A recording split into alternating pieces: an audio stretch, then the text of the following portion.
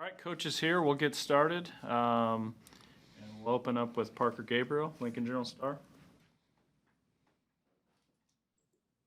Hey Scott, your depth at running back's been tested each of the 3 years you've been here. How do you think it's held up this year, and what kind of difference does it make as a play caller when you've got a guy in the game that you trust to do everything at that position? Yeah, that certainly helps. Yeah, we have had, challenges is probably the right word with depth there. Certainly didn't help us having Mills nicked up. I said last week I knew we were young after him.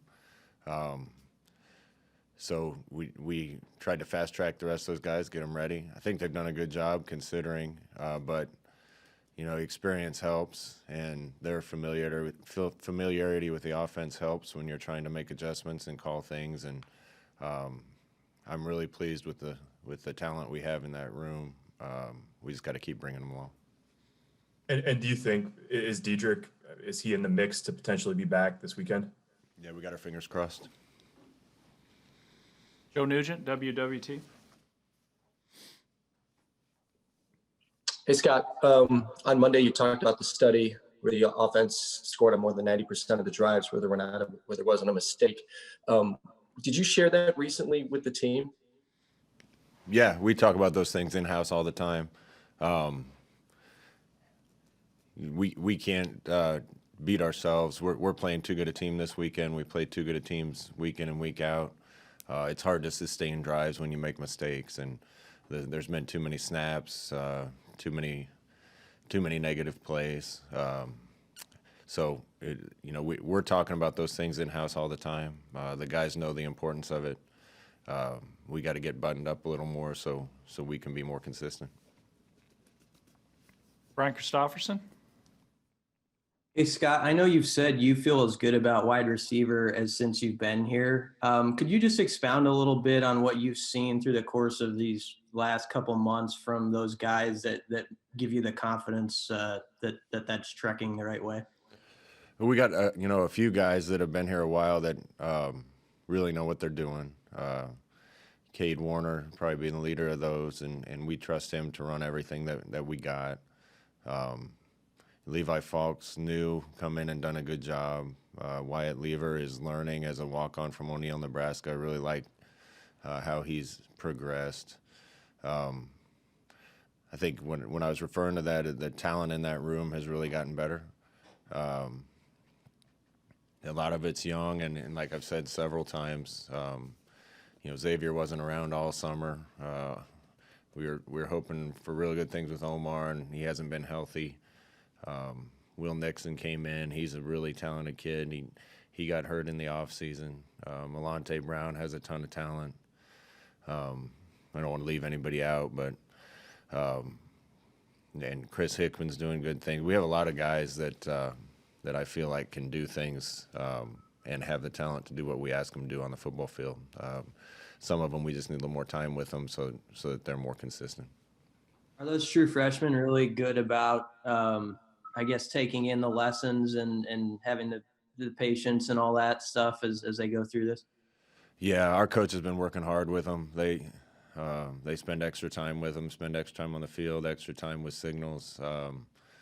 Those guys want to get better, and it's good to see. Oliver Martin's another one. He didn't take a ton of reps until we found out he was eligible, but he was learning the entire time, and it's just a lot of new players. But I'm impressed with the talent we have at that position every day. Sam McEwen. Hey, Scott, how do you feel like your team responded this week after a rivalry game? I'm sure there's motivational issues week to week, but you said that you felt really good about this team being hungry, and I'm curious as to just how they did this week and how they're doing now moving into December and still playing regular season games. Really well. The guys are, they didn't take it very well Saturday, and I hope that put a chip on their shoulder a little bit. They know they got another big challenge this week, going on the road to a good team, but their approach to everything they did this week was exactly what I'd want it to be. Do you think, you guys have been at this a long time now, 8 months. when you think about bringing guys back from COVID and all that. How have you sort of managed? Inevitably, there's going to be low moments for a coach, for a player. How do you kind of power through those things? Like, what do you kind of rely on when you just have to maybe take 10, 15 minutes and get away from the grind of the testing and the preparing and the uncertainty? Yeah, it has been. It's been such a crazy year in a lot of ways. Again, I don't want anybody to feel sorry for anybody that's coaching and playing football, because there's other bigger problems out there, and those are certainly more important than our issues. But the guy's been at it a long time. Be honest, I think if you took a poll of a lot of people, it's getting close to Christmas. Guys are used to being done. I don't get that sense on our team.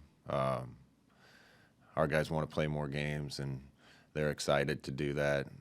But, this late in the year, it's just unusual. So, we don't have them up here all day, Sam. They get away some. I don't think they can do all the normal things they do when they get away. That's kind of been the big issue with a lot of this is you can't go to a movie, you can't go hang out with friends, you can't go to parties. So it's been a long year for some of these kids on top of the coaches, and that's just what everybody's been having to deal with this year. Thank you.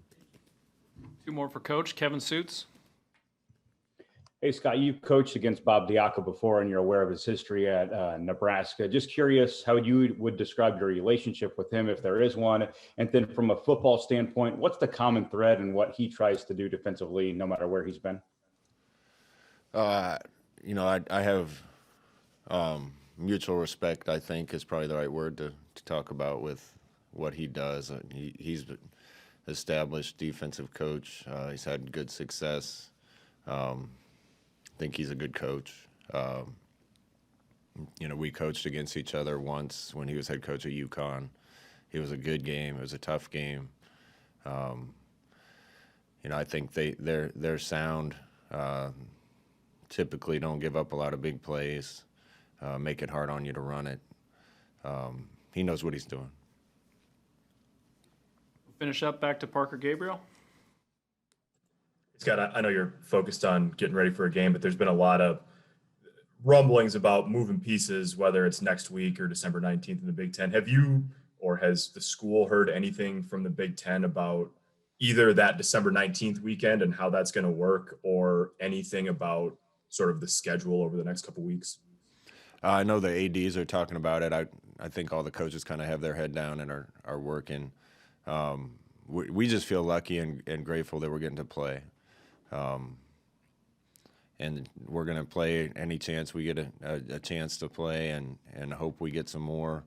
But safety's got to come first, and I know there's a lot of games being canceled. It seems like more and more every week. So we'll see how this whole thing plays out. But we're just grateful that we got the opportunity to play some games.